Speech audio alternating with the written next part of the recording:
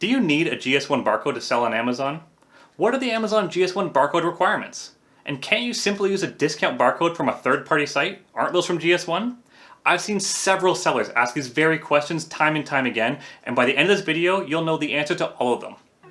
Hey, what's going on everyone? Scott here from FBA Island, and if you like videos on how to grow your Amazon business, then hit that subscribe button and the notification bell so you're the first to know when I post a new video. Today, we're discussing the exciting topic of barcodes! Okay, maybe not all that exciting, but they're important nonetheless. Having a valid barcode is one of the first steps in creating your Amazon listing, so you want to make sure it's valid. It seems Amazon is cracking down on their barcode policy, and it's causing some sellers to panic as they're no longer able to create listings. They picked up a barcode from a third-party site, enter it into the new listing, and the dreaded error 5665 message would appear, mentioning that the brand is wrong and is stopping them in their tracks. So what is actually going on here? Well, let's first start with the Amazon barcode policy.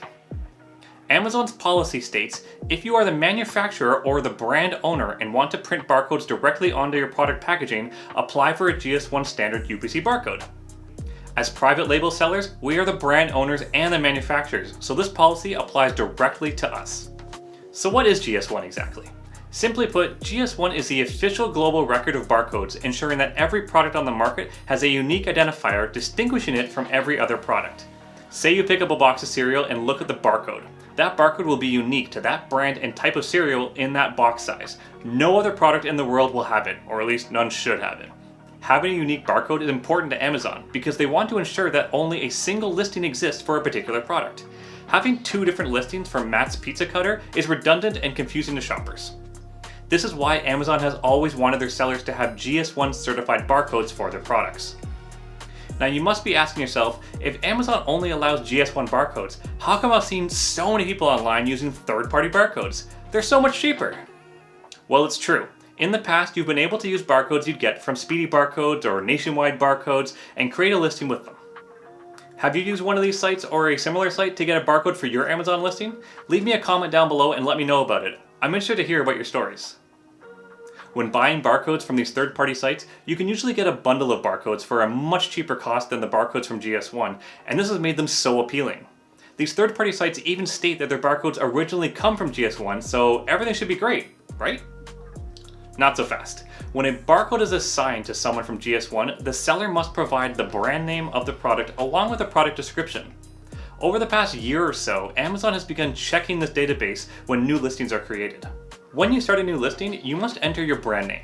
If you bought your barcode from GS1 and your Amazon brand matches the brand registered at GS1, then the validation check will work out and you're set. However, if your barcode came from a third-party site, then while the barcode may have originally come from GS1, it definitely isn't registered there with your brand name. And that's when you'll see the dreaded error 5665. There are some workarounds to this error to force these third-party barcodes to work, but they may cause you some headaches.